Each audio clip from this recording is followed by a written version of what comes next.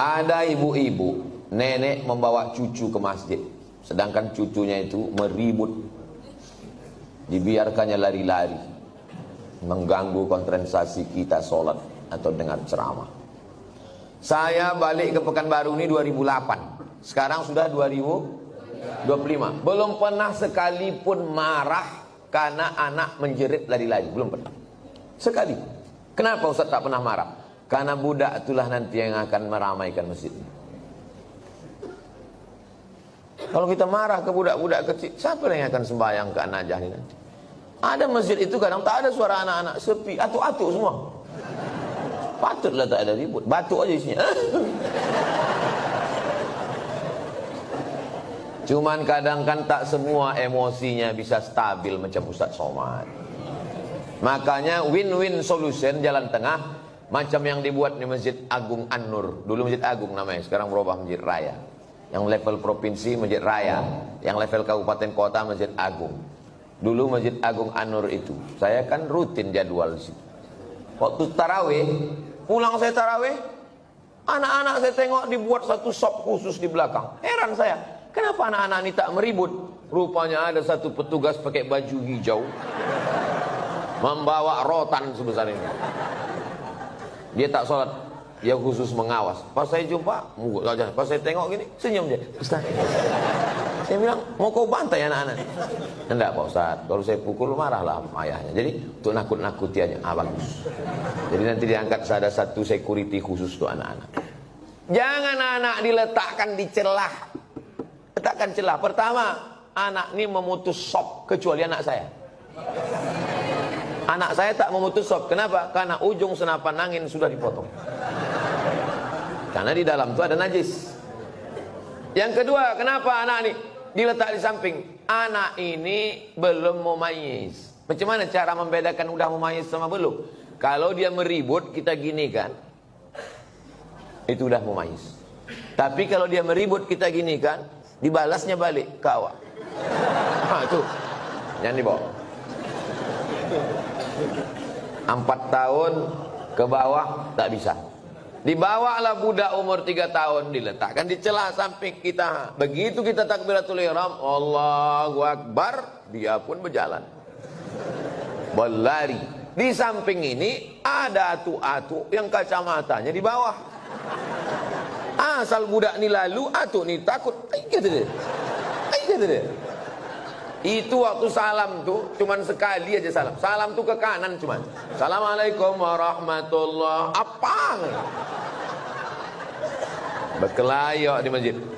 Kalau ada di perumahan ini 100 orang, yang ke masjid itu 50, sudah banyak kali itu. Yang 50 ini pun berkelahi pula lagi di masjid. Bertinju di masjid gara-gara budak berkelahi. Apa kata orang yang tak sembahyang? Untung kita tak ke masjid. Tolonglah kita jaga persatuan ini. Bisa dipahami? Jelas. Insya Allah kalau saya ceramah jelas. Kalau ada orang bilang Ustaz Somad itu tak jelas, telinga kau kokak.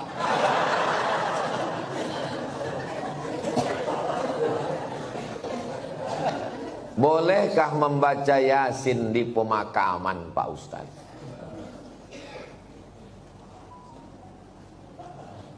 Kata Imam Nawawi, meninggal tahun 676.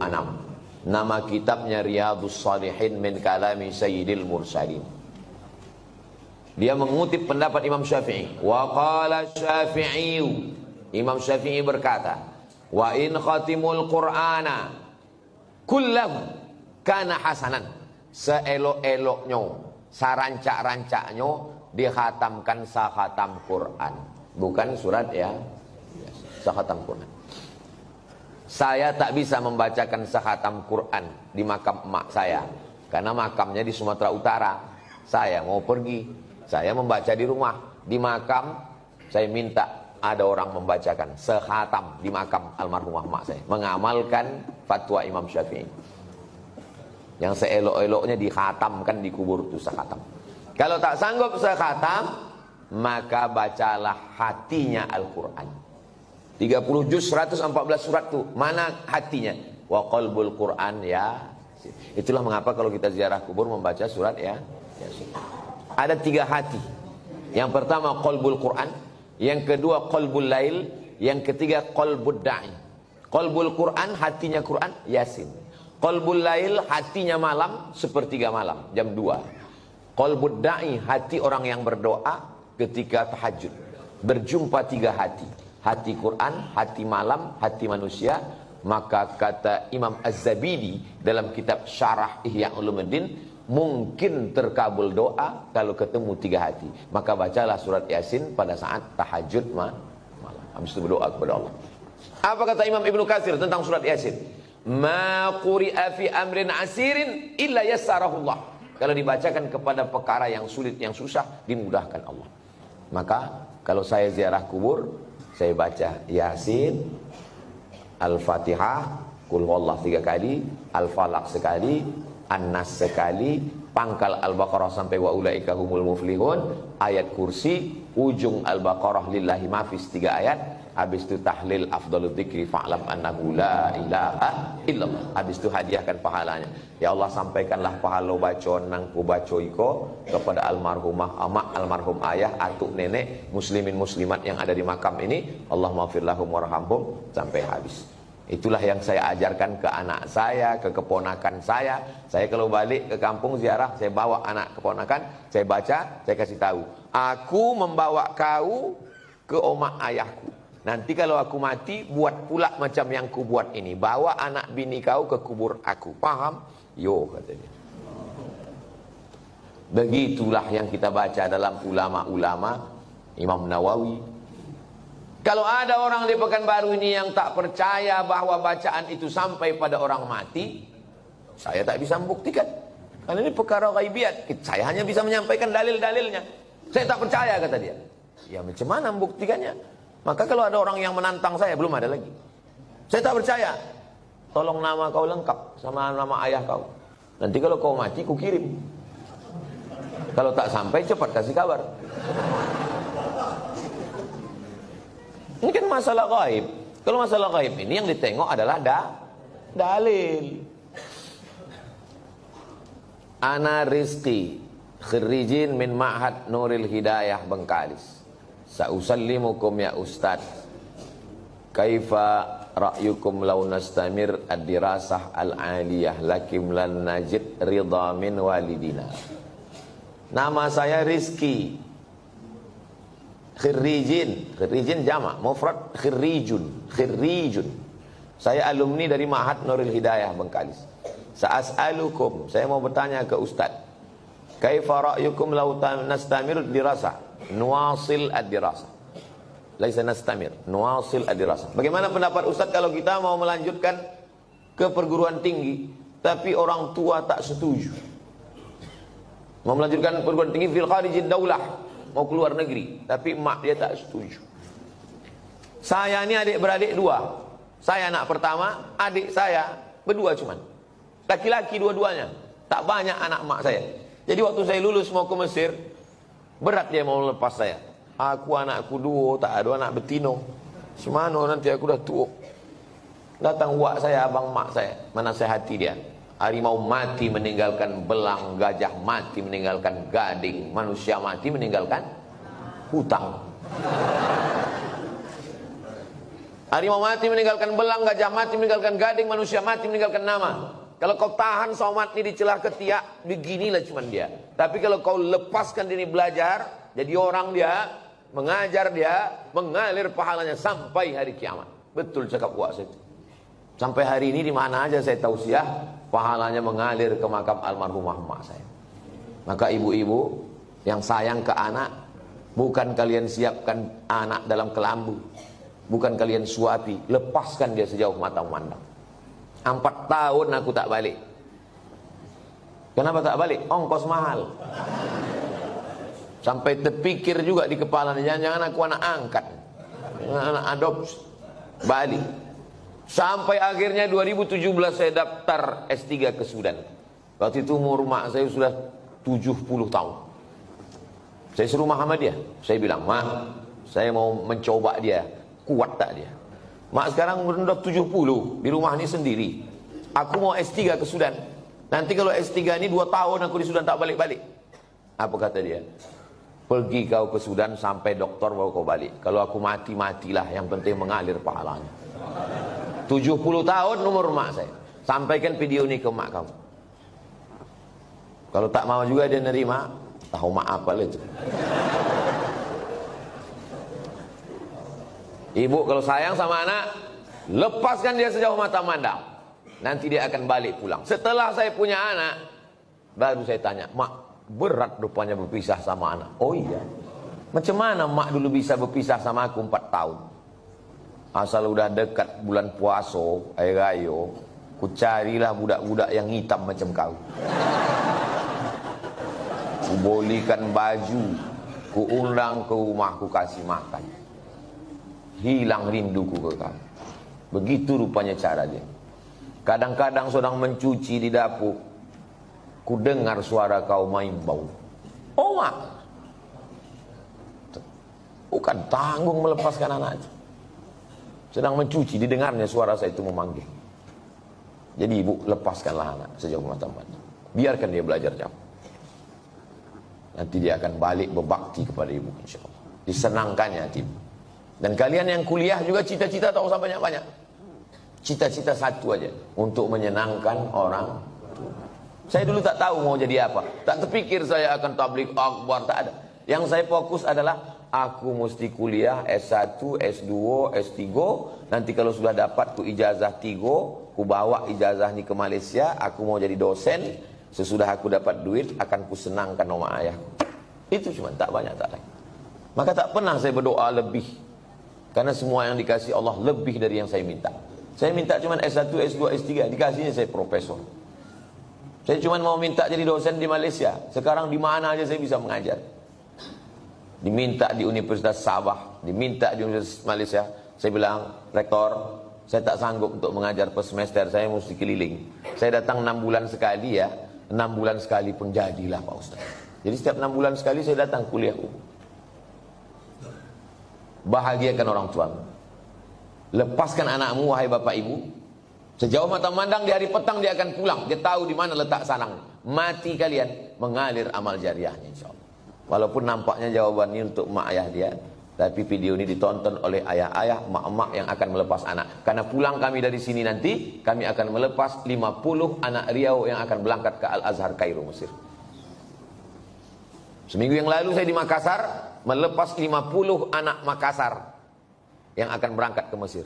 Orang tuanya saya nasihati, anak-anaknya juga saya nasihati, supaya orang tua melepas anak. Karena kalau kita tahan anak kita ini, siapa yang akan melanjutkan dakwah ini?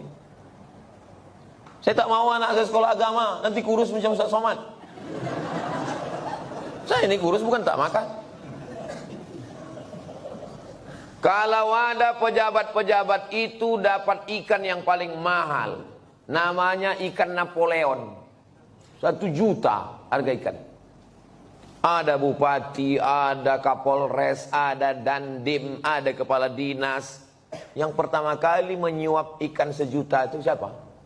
Abdul Somad. Apa kata orang itu? Silakan Pak Ustaz. Dikasihlah ketam kepiting sebesar piring besar, disingkel. Bupati tak berani makan, tentara gagah dandim tak berani makan ketam. Polisi berseragam berpistol tak berani makan ketam.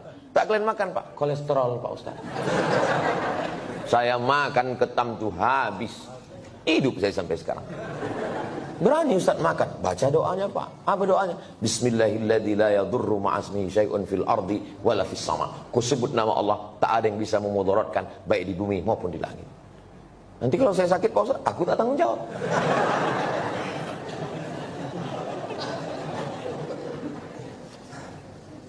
Definisi mengganggu tetangga itu bagaimana Pak Ustaz? Apalagi kita di komplek perumahan. Mengganggu menurut syariat Islam, bukan mengganggu menurut perasaan. Kalau menurut perasaan, perasaan ini lain orang, lain kepala, lain orang, lain hatinya. Saya terganggu betul dengan tetangga saya ini Pak Ustaz. Kenapa kau terganggu? Bininya cantik kali. Cantik ciptaan Allah. Jadi yang maksud mengganggu itu adalah kalau bertentangan dengan syariat Islam. Saya terganggu dengan tetangga saya ini Pak Ustaz. Kenapa? Melihara anjing dia Pak Ustaz. Oh, dalam Islam miara anjing hanya boleh untuk menjaga kebun dari pencuri. Tempat kita aman, rumah rapat, maka tak ada alasan. Maka kita lapor ke RT RW, musyawarah, dudukkan bersama. Kadang jamaah ini mau mengambil hukuman segera. Saya racun aja lah Pak Ustaz. Saya pasang racun. Rupanya anjing itu tak makan, dimakan kucing, awak mati kucing. Dimusyawarahkan. Wa amruhum syura bainahum. Hari libur, hari Ahad, rumah dekat-dekatan, dipasanglah lagu bum pam bum pam bum pam. Belilah earphone. Berapalah harga earphone? Dengar sendiri. Bum pam. Jadi dipasang satu komplek. Kan tak semua orang suka lagu itu. Apalagi di situ ada orang-orang tua yang jantungnya tak kuat. Mendengar itu, kata dia mati. Ini mengganggu. Menurut syariat pun tak betul. Nah, maka menurut syariat agama Islam, rumah berdekatan, sempadan cuma dinding, dinding pun tak penuh ke atas. Ditanamlah pula pokok mangga pas. Buahnya apa tak asal menengok meniti air. Nah, ini mesti menjaga. Maka kata Nabi, idza tabakhta, kalau kau memasak, faaksir ma'aha, banyakkan kuahnya. Pesan Nabi ke tetangga, kalau kau masak banyakkan kuahnya. Untuk apa? Berbagi ke tetangga, menyambung tali silaturahim. Kata almarhumah mak saya dulu, kalau tak menjulur labu, tak menjulur kundur. Ini pokok labu, ini pokok kundur, sama-sama ditanam. Menjulur itu maksudnya keluar pucuknya. Keluar pucuk labu, keluarlah pucuk kundur. Kalau tak keluar pucuk labu, tak keluar pucuk kundur. Apa maksudnya? Kalau tak kedatang makanan kita, tak datang pula makanan orang. Halus pepatah orang. Bagikan makan. Kata Nabi kuah, tapi yang pula gara-gara ceramah nih kuah aja. Dulu sebelum Ustaz datang berbagi ayam kami, sesudah Ustaz kuah aja lagi. Gara-gara Ustaz Somad. Ya, tahaddu tahabbu, saling berbagi hadiahlah kamu, maka kamu akan berkasih sayang. Malam Jumat jumpa wirid Yasin. Dulu begitu orang jumpa. Sekarang udah tak ada lagi jumpa. Jumpa pun di acara pesta nikah, walimah, udah tak bisa bertanya lagi. Dulu kau tanya, siapa menantu kau ni? Macam-macam mirip. Ini anak Pak Fulan. Oh, takik mana juga. Mau balancik-lancian nih rumahnya Jawa. Sekarang tak bisa lagi ngobrol. Pas ditanya, itu anak siapa? Apa? Anak siapa? Suara musik. Bum bam, bum bam, bum bam. Tak ada lagi silaturahim. Bertanya, itu menantu kau? Apa? Tak ada lagi silaturahim. La salam wala kalam. Alhamdulillah, Masjid An-Najah ini tempat kita bersilaturahim. Datang ke masjid, buat wirid Yasin malam Jumat, baca Yasin habis maghrib. Habis itu, habis Isya, acara makan bersama. Tak ada duit, kumpul iuran. Di Malaysia itu, setiap masjid itu ada dapurnya. Saya perhatikan, setiap masjid ada dapurnya, ada dandang besar, dan bisa masak. Tidak usah masak yang repot-repot, masak nasi minyak, nasi mandi. Karena ayam nyembuk catus itu kumpul makan bersama. Di Malaysia itu ceramahnya tak terlalu banyak. Ceramah sedikit aja, makan yang lama. Tempat kita ceramahnya panjang. Habis selesai keluar lami kecil-kecil. Di tempat lain. Kalau di An-Najah ini tak tahu kita. Kita tengoklah nanti. Saya menikah dengan seorang duda.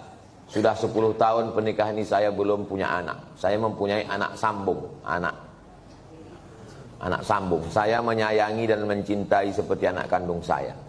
Anak sambung saya selalu meminta doa dan ridho dari saya. Apakah doa saya akan diijabah? Karena saya bukan ibu kandungnya. Dan jika saya meninggal nanti, saya tak ditakdirkan untuk punya anak. Apakah doa anak sambung saya nanti sampai ke saya, Pak Ustaz? Yang pertama, ibu sama anak kandung tuh sama anak sambung ini sampai mati tak bisa menikah. Karena menjadi mahram mu'abbad namanya. Mahram mu'abbad menjadi mahram kekal selama-lamanya. Karena sudah menjadi menikah sama ayahnya. Itu yang pertama. Yang kedua, wudu tak batal dalam mazhab Syafi'i. Yang ketiga, seandainya saya lewat di kuburan di depan Hotel Mutiara Merdeka dekat Leton, saya mau pergi nih, lewat kuburan itu saya baca doa. Assalamualaikum ya ala diyar minal mu'minin wa inna insyaallah bikum lahiqun yarhamullah mustaqdimina wal mustakhirin nasallallahu wa lakumul afiyah Allahumma fir lahum warhamhum. Doa saya sampai apa tak sampai? Doa saya sampai apa tak sampai? Sampai. Padahal saya tak kenal sama orang itu. Sampai doa. Apalagi anak sambung. Kenapa ragu doa tak sampai? Oh, jadi doa sampai Pak Ustaz? Sampai. Lalu apa makna dalam hadis itu? Waladun solihun. Maksudnya, amal saya kepada orang mati itu sampai. Bukan tak sampai. Amal kita ini semua kepada orang mati sampai. Kalau tak sampai amal kita kepada orang mati, tak ada sholat jenazah. Sholat jenazah itu amal orang hidup apa orang mati? Orang hidup untuk orang mati. Jadi kalau ada orang mengatakan amal orang hidup tak sampai kepada orang mati, nanti pas dia mati jangan sembahyangkan. Bisikan, kau dulu bilang tak sampai kan? Tak sampai kau. Amal orang hidup ini sampai ke orang mati. Terus Pak Ustadz itu katanya anak yang soleh. Masih fokus nih, masih fokus. Ini Abdul Somad. Abdul Somad ini kalau mati amalnya kan putus semua kan? Putus kan? Masih bisa dia ceramah? Putus. Masih bisa dia sholat sunnah Isra? Tapi ada 3 amalnya yang dulu tak putus. Yang pertama, shadaqatun jariyah. Disumbangkannya 2 sak semen ke Masjid An-Najah. Putus atau tak putus? Tak putus. Karena setiap hari orang sholat mengalir ke dia. Itu kan amal dia dulu. Yang kedua, ilmun yuntafa'u bih. Ceramah dia di Masjid An-Najah. Ceramahnya itu dulu atau sekarang? Dulu. Habis mati tetap mengalir, diamalkan oleh jamaah. Yang ketiga, anaknya. Anaknya itu kan amal dia itu. Yang ketiga inilah orang. Ya kok amal dia Pak Ustaz? Kalau bini itu cuma ditengok aja bisa dia hamil. Jelas? Tak jelas juga payah lah aku menjelaskan. Anak saya itu amal saya. Amal saya. Jadi hadis itu bukan bercerita hanya doa anak saja yang sampai. Hadis itu mau menceritakan amal-amal dulu tetap mengalir sesudah salah satunya anak. Jadi yang tak punya anak atau meninggal jomblo, tak usah takut, kami mendoakan. Ini Ustadz ini emosi, tidak emosi. Memang begitu dia kalau menjelang sarapan itu memang begitu.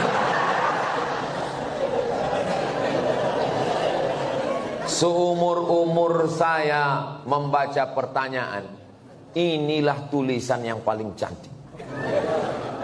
Cantik kan? Cantik kan? Bisa pula rapi menulis. Saya bolak-baliklah menulis rapi, tak bisa-bisa. Memang irilah saya menengok tulisan. Mudah-mudahan anak saya bisa cantik tulisannya begini. Assalamualaikum, berapa kali lah dia mencobanya ini. Assalamualaikum warahmatullahi wabarakatuh. Waalaikumsalam. Alhamdulillah wa syukurillah. Alhamdulillah wa syukru lillah.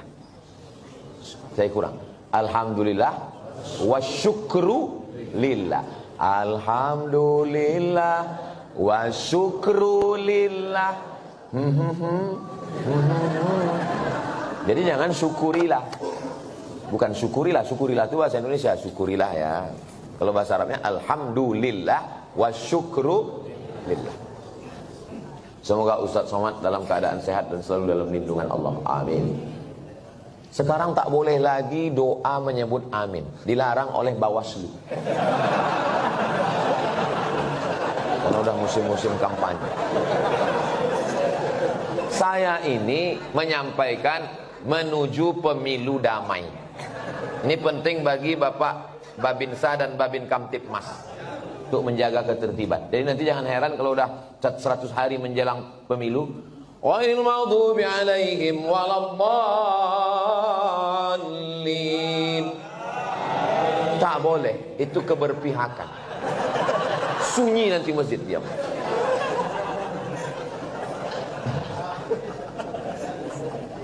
Saya mau bertanya Pak Ustadz, kiat-kiat agar ikhlas menerima ketetapan takdir Allah dan tetap berprasangka baik kepada Allah. Mohon doanya Ustadz untuk seluruh istri pejuang garis 2. Pejuang garis 2 itu maksudnya yang belum hamil. Kalau udah dipakainya tes spek itu kan 2. Ini penjelasan bagi yang belum berbini. Yang udah berbini pun tak paham juga. Bagaimana cara kita biar supaya rela menerima takdir Allah? Saya kalau datang bertamu ke rumah jamaah, Assalamualaikum Pak. Waalaikumsalam. Ustadz Somad, tolong doakan mak saya Pak Ustadz. Maknya di mana Pak? Maknya di dapur. Duduklah mak tuh di kursi. Berapa umur mak? 80. Belum bisa saya menerima. Karena mak saya meninggal umur 70. Dalam hati saya tetap, kok hidup mak dia, kok mati mak aku? Kok tak sempat makku ku bawa jalan-jalan ke Brunei, ke Malaysia? Kok tak sempat ku senangkan dia? Tak bisa hati saya menerima. Macam mana saya mau menceramahi jamaah? Marilah kita sabar menerima takdir Allah. Saya aja tak sabar. Tapi cara Allah menghibur saya. Habis saya tausiah, datang ibu-ibu. Ustadz, tolong doakan keponakan saya. Keponakan ibu ini kenapa? Ayahnya meninggal, emaknya meninggal, dia hidup sebatang kara.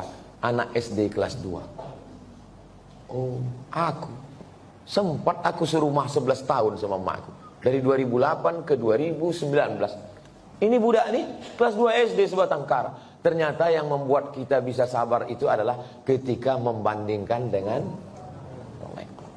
Begitu cara Allah mengajar saya. Ayat tak mempan, hadis tak mempan.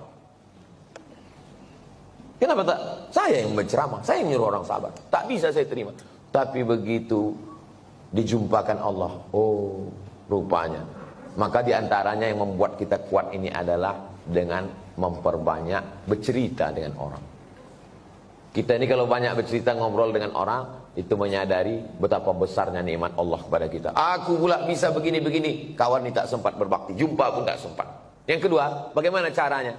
Caranya adalah menguatkan dalam hati bahwa innallaha katabal maqadir, Allah sudah menuliskan takdir 50 alfasana, 50.000 tahun qabla an yakhluqas samawati wal ard.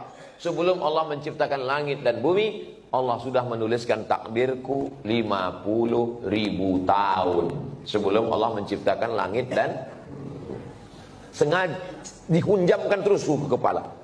Abdul Somad, Allah sudah menuliskan 50.000 tahun sebelum menciptakan langit dan bumi bahwa kau sama emak kau itu cuma sampai 2019.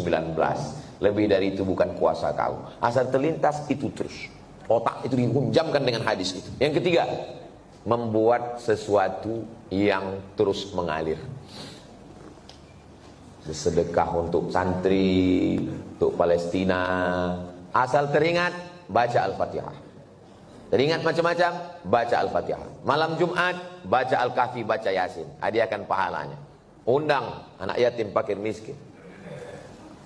3 itulah cara untuk mengurangi beban hati kita. Allah berjanji kalau kita beribadah, falyabudu rabb hadzal bait, banyak-banyak beribadah. Allah cuma minta kita satu ibadah. Balasannya Allah kasih 2. At'amahum min ju' wa amanahum min khauf. Kalau kau lapar, Allah kasih kau makan. Kalau kau risau, amanahum, Allah beri kau aman, tenang. Syaratnya banyak ibadah, perbanyak ibadah. Pagi sholat isyraq, sholat duha, malam bangun mandi, sholat sunat wudu, sholat sunat taubat, sholat sunat tahajud, sholat sunat hajat, zikir, banyak bertasbih. Zikir 3 pilihan, zikir banyak, zikir pilihan 3. Pertama istighfar, yang kedua solawat, yang ketiga afdalul dzikri fa'lam annahu la ilaha illallah. Astaghfirullahaladzim, astaghfirullahaladzim, astaghfirullahaladzim.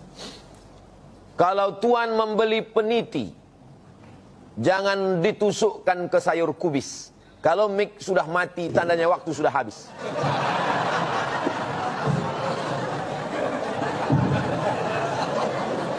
Kalau tuan membeli peniti, jangan dicucukkan ke sayur kubis. Kalau mik sudah mati-mati, tanda waktu sudah habis. Di akhir majelis mari kita sama berdoa kepada Allah supaya Allah menjadikan hati kita ini ridha menerima takdir Allah Subhanahu wa taala. Tapi usaha tak pernah berhenti. Yang belum berjodoh terus berusaha, mudah-mudahan dapat jodohnya. Yang belum garis 2 terus berusaha, makan toge, makan kacang-kacang, makan sayur, berdoa. Nabi Ibrahim alaihissalam baru lahir anak Ismail umur 86 tahun. 86 tahun baru dapat anak Ismail. Istrinya yang diponis mandul namanya Sarah, rupanya mengandung setelah Ismail umur 13 tahun. Waktu itu umur Nabi Ibrahim 99 tahun. Akhirnya punya anak. Waktu anak itu lahir, tersenyum Nabi Ibrahim. Karena udah diponis orang, istrinya mandul takkan punya anak. Senyum dia. Senyum itu bahasa Yahudinya Yitzhak, bahasa Arabnya Yithak. Maka dikasihnya nama anak itu Ishak. Ishak itu artinya tersenyum bahagia. Saking kan lucunya cara Allah ingin menguji seorang hamba. Tak ada yang sulit. Innama amruhu idza arada syai'an ayaqula lahu kun. Tak ada yang sulit bagi Allah. Allah cuma ingin menengok air matamu tumpah di tengah malam. Allah cuma ingin melihat sujudmu lebih lama. Dalam perjalanan hidup saya, dipukul ombak di empas gelombang, baru saya paham. Rupanya kalau hidup ini tenang-tenang saja, tidak akan melahirkan nakhoda yang ulung. Kalau tidak tajam ombaknya, sujud kita sebentar. Tapi kalau pukulan itu kuat, lama sujud kita dan terasa nikmat. Karena tak ada lagi kawan yang bisa diajak berbisik. Akhirnya kita berbisik ke tanah. Malaikat-malaikat di langit memintakan doa itu dikabulkan Allah Subhanahu wa ta'ala. Mudah-mudahan kita termasuk orang yang diberikan Allah kekuatan istiqomah iman dan Islam.